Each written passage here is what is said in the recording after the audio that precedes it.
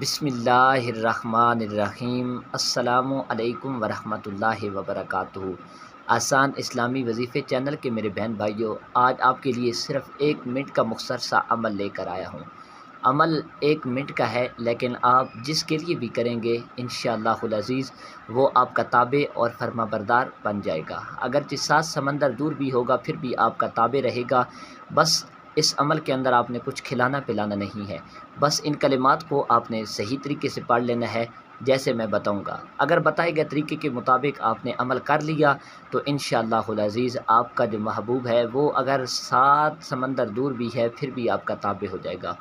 جس کسی کو بھی آپ اپنا تابع کرنا چاہتے ہیں، آپ اپنا بنانا چاہتے ہیں، آپ کے دل کے اندر ہے کہ یہ میرا بن جائے، تو بس یہ محبت کا خاص عمل ہے، آپ نے اس کو بتائے گئے طریقے کے مطابق کر لینا ہے انشاءاللہ العزیز۔ ہاں، اس عمل میں یہ بات یاد رکھنی ہے کہ ہر جائز محبت کی حصول کے لیے آپ نے اسے کرنا ہے۔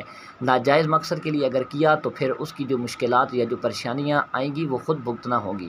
میں پہلے آپ کو کلیئر بتا دوں کہ میرے بہن بھائیوں، آپ نے اسے، کیونکہ یہ قرآنی عمل ہے، قرآن کی ایک صورت ہے، آپ نے اس کو اس طریقے سے پڑھنا ہے جیسے میں بتاؤں گا۔ تو ویسے آپ جائز حاجت کے لیے کر سکتے ہیں۔ میری کسی بہن کا شوہر یعنی اس کا گھر والا اس سے پیار نہیں کرتا، اس سے دور دور بھاگتا ہے، تو میری بہن اپنے شوہر کو اپنا بنانے کے لیے اس عمل کو کر سکتی ہے۔ یا میرا کوئی بھائی جس کی گھر والی جو ہے بد زبان ہے، بد اخلاق ہے، اسے چھوڑ کر 2 مہینے یا 4 مہینے میکے چلی جاتی ہے، ادھر سے ناراض ہو کے جاتی ہے، تو وہ میرا بھائی بھی اپنی بیوی کو اپنی محبوبہ بنانے کے لیے یعنی کہ گھر میں سکون لانے کے لیے یہ عمل کر سکتا ہے۔ ویسے بھی آپ اپنی اولاد کو اپنا فرما بردار بنانے کے لیے اس عمل کو کر سکتے ہیں، یعنی کہ ہر جائز کام کے لیے آپ اس عمل کو کر سکتے ہیں۔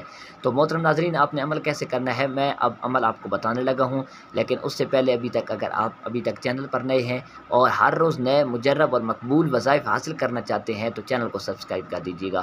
محترم ناظرین، آپ نے یہ کرنا ہے، اس عمل کی کچھ احتیاطیں ہیں اور کچھ اس کا ٹائم ہے۔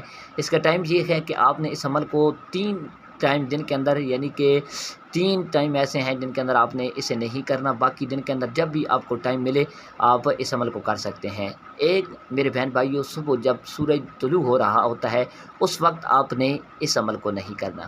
دوسرا، دن کے وقت جب زوال کا ٹائم ہوتا ہے اس وقت آپ نے اس عمل کو نہیں کرنا۔ اور تیسرا ٹائم جب کہ یہ جو سورج ہوتا ہے نا، جب یہ غروب ہو رہا ہوتا ہے اس ٹائم آپ نے اس عمل کو نہیں کرنا۔ بڑے غور سے عمل کو سنیے گا، اگر آپ نے بتائے گئے طریقے کے مطابق عمل کیا تو انشاءاللہ ضرور یہ عمل آپ کو فائدہ دے گا۔ ہم لوگ جو ہے نا وہ وظیفے کا مکمل جو عمل ہوتا ہے وہ نہیں سماعت کرتے، سکپ کر دیتے ہیں، جس سے ہمیں جو وظیفے کا طریقہ نہیں پتہ چلتا، ہم ویسے کرتے رہتے ہیں اور اس سے ہمیں وظیفے کا مکمل ثمر یا مکمل فائدہ نہیں حاصل ہوتا۔ تو محترم ناظرین، میں نے آپ کے سامنے وقت ذکر کر دیا ہے، اب احتیاط۔ تو اس وظیفے کی جو احتیاط ہے، سب سے بڑی احتیاط یہ ہے کہ آپ نے اسے خاموشی والی جگہ پہ کرنا ہے جدھر مکمل خاموشی ہو، کیونکہ آپ نے اپنے ذہن کے اندر، تصور کے اندر اپنے اس محبوب کو لانا ہے جسے آپ اپنا تابع بنانا چاہتے ہیں۔ تو جب آپ کسی خاموشی والی جگہ پہ نہیں ہوں گے، شور والی جگہ پہ ہوں گے، تو ادھر آپ کا خیال ادھر ادھر بڑھ جائے گا، آپ کا تصور بڑھ جائے گا۔ مکمل خاموشی والی جگہ پہ آپ نے اسے کرنا ہے، یہ اس وظیفے کی احتیاط ہے۔ تو آئیے اس کے بعد آپ نے کیا کرنا ہے۔ محترم ناظرین، باوضو حالت کے اندر آپ نے اس وظیفے کو کرنا ہے۔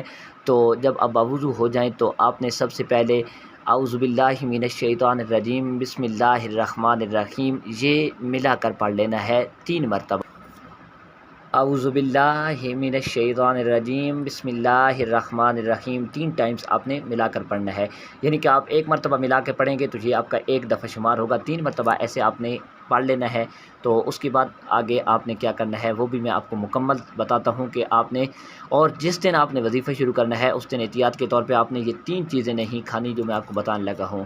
ایک، آپ نے کچا لہسن نہیں کھانا، ایک کچا پیاز نہیں کھانا، اور تیسری چیز بڑا گوشت آپ نے اس دن نہیں کھانا۔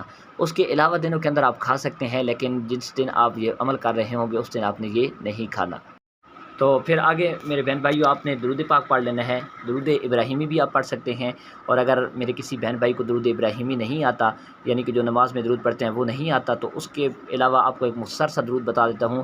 بسم اللہ الرحمن الرحیم سیدنا کریم صلی اللہ علیہ وآلہ وسلم، یہ درود پاک آپ نے پڑھ لینا ہے۔ اور اس کے بعد آگے آپ نے قرآن کریم کی ایک صورت ہے، سورۃ قریش، جو آخری پارے کے اندر ہے، بسم اللہ الرحمن الرحیم لإیلاف قریش ایلافہم رحلۃ ज़लज़लत अश्शिताइ वस्सैफ़, ये वाली सूरत अगर आपको ज़बानी भी आती है, ज़बानी भी पढ़ सकते हैं, कुरान मजीद से देख कर भी पढ़ सकते हैं, क्योंकि कुरान मजीद की तिलावत का भी आपको फ़ायदा और सवाब मिल।